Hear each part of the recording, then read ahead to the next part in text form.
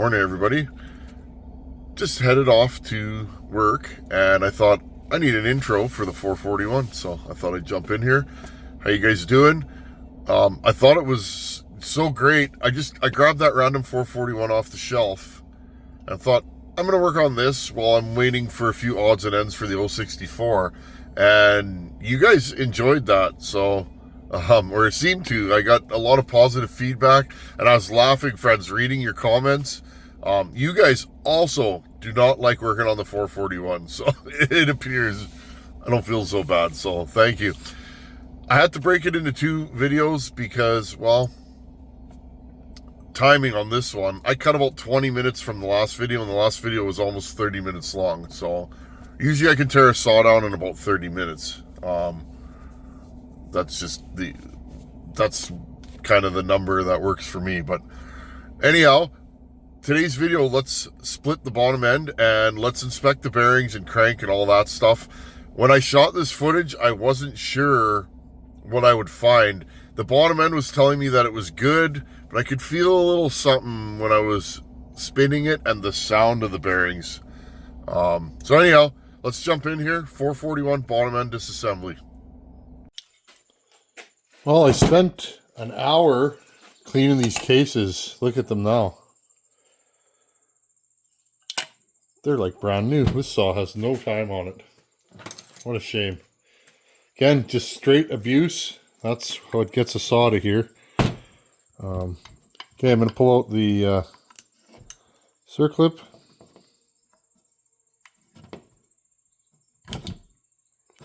If it'll let me. Let's try this side.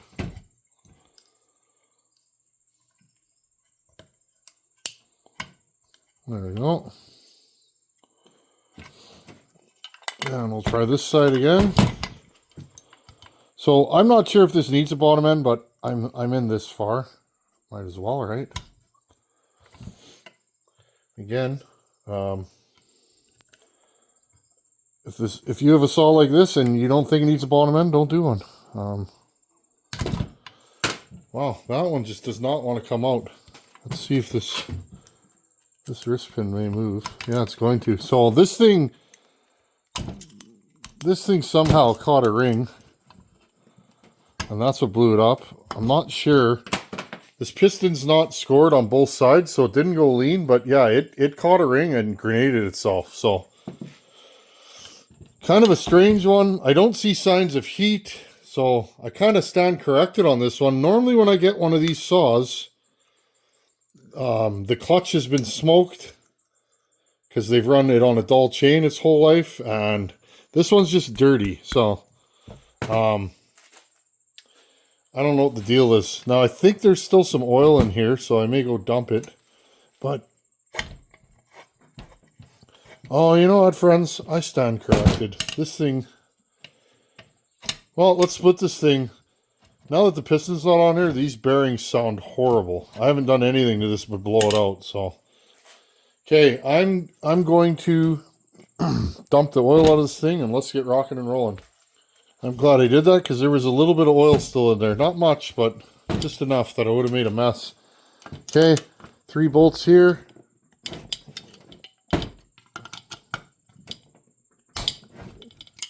One, 2,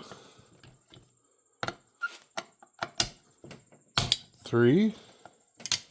There's a circlip on here. I'll grab my circlip pliers and take that off. Well, that thing was stuck on there. I actually broke the little tab off of my circlip pliers. So I used a couple of picks and a screwdriver and I got it out. Okay, 3 screws around the crankcase here. I'm curious to see, is this thing blowing up or is it not? My experience with these, they're always blowing up. The bottom ends. Oh, and if you guys can hear, that is the world's loudest, most annoying cricket in the background. It is cricket season here. They're only noisy for a month or so. We haven't really had any this year. It's been so dry. We're in a little bit of a drought here. Okay, is there a bolt there? I don't know. Sure seems like there should be a bolt there. Oh yeah, that is so full of sawdust. Wow, even with all the cleaning I did. Hey, dump that out. The only thing that could make this thing dirtier is if they use motor oil. Thank gosh they didn't. Okay. Right here.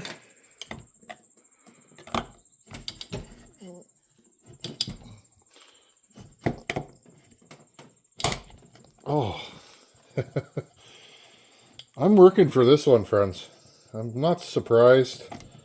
I was feeling spry today, so I thought, you know, today's going to be the day. Today will be 441 Reckoning Day. I've stayed away from these for years. And during COVID, I had one to do. And I kept ordering bearings for it, and I kept getting the wrong ones, and I just gave up, friends. And at that point, you couldn't get aftermarket bearings for this. And I got kind of excited when I saw that Wolf Creek carries them now, because I wasn't aware that you could ever get bearings. The bearings for this, it's a 6202, but it's not. It's slightly bigger. The inner diameter, there we go, where it goes on the crank is slightly bigger. Okay, I can't remember the number of it, but anyways, so I kept getting the wrong bearings, and kind of got frustrated. It was like, well, I can't get parts for this saw, so I quit. Like I can't do anything with it if I can't get a bearing. So I packed that saw up, and it's been in a box ever since. But hopefully everything goes smooth, and I'll do this one and the one that's been sitting here. Okay, and again, same case splitter that I used on the 064. Make sure it's level. By level, I mean this plane is level with that plane. That way you're pulling it straight. Okay. Now, if this doesn't start to let go right away, I know I got another screw in there. I'm just looking. I don't see anywhere else that there should be any screws. So there we go. Oh, she's tight. I find the bearing pockets are very tight in these saws. I find the bearings can be hard to put in. That wasn't so bad though. Okay, OEM gasket. I'll pull that off. Again, this thing has so little time, that gasket just pulled apart. That's a good sign. Let's finish her off. Oh yeah, this bearing's smoked. I can feel it. Well, let's finish her off, and then we can have a better look at these bearings.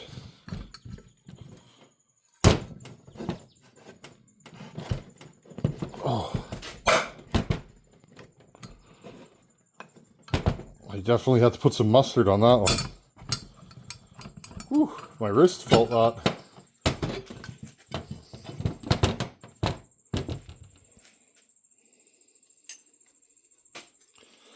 Okay, quick look at the crankshaft. Clean, shiny, no discoloration, no up and down. This is normal. They all do that. They need a little tolerance in there in case the... Think, if everything had to be 100%, what if that case is mismachined? Or what if the bore of the cylinder is a 10,000th over? Well, you'd wear pistons. So, okay, this is completely normal. I get that all the time. No up and down. This thing's beautiful. Okay, so we got a good crank, which is good because I don't think you can get an aftermarket crank. Oh yeah, toast. Completely toast. You hear that?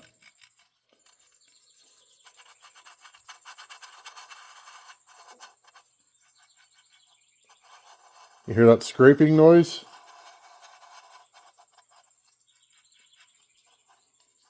Okay, this bearing's not spun yet, but I can feel it's got some hard spots in it.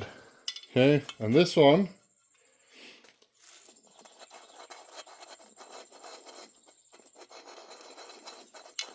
okay, a good bearing should be pretty much silent. This one's really bad. Again, these tend to blow up on the PTO side, and this one I can feel it.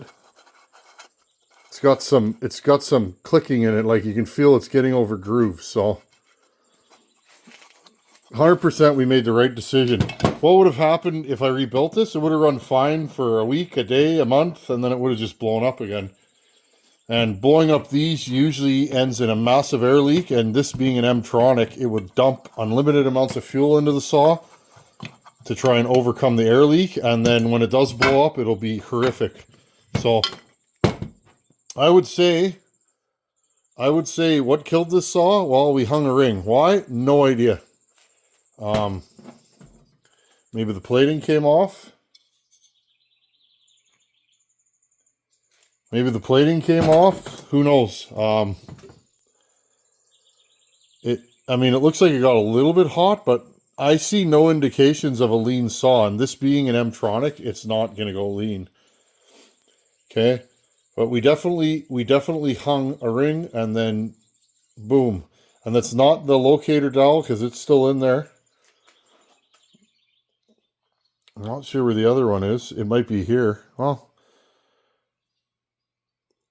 interesting. We'll never know with this one, friends. My guess is that the plating chipped and it hung a ring on the plating, and that's when the ring broke. But again, usually I'm pretty sure. This one, I'm not sure at all, friends. This piston has a little bit of wear, but it doesn't feel like it was sloppy in there, or it doesn't look like it was sloppy. And it's not super worn down on the skirt here. It just, it grabbed the ring and broke it off. Now, it may have gone lean and the ring swelled and grabbed. That's possible. But again, we won't know. This side doesn't look like it's been too hot. A little burnt in here, but not horrible. Okay, the clutch looks good. You know, the clutch isn't blue. So, and this crank shows no signs of heat. Neither does the wrist pin bearing. Okay. Wrist pin looks like it's been a little hot, but not any worse than any other modern emission saw. So again, friends, the more we know, the less we know. All I know is I'll be able to rebuild this. I got a big bore cylinder from Wolf Creek, and I think that might be the cylinder I put on here. We may even try and port it. I've never actually done a stratified saw. I've never ported a strato saw, friends. Never. So, this is all new to me. Okay, I know basically, well, I'm guessing you just port the intake and leave the stratos. So that's how I would do it. Those are your transfers, friends. I know, weird, eh? They're not horrible, but they are small. But if you think about it, if you stacked these two together, they'd be about this deep. No, they're just tiny. Look at the upper transfers on this saw. So small, I could barely even get a tool in there. So we may go in here and really hog some stuff out and see if we can get this thing to flow. Bet you if we flow this thing right, it'll absolutely cut like it's supposed to. But anyhow, friends, thanks for watching. Take her easy. And my bench is messy, but 441. We'll get going on this thing right away. I have all the parts to do it, so we might as well put it back together after thorough cleaning. Anyhow, later.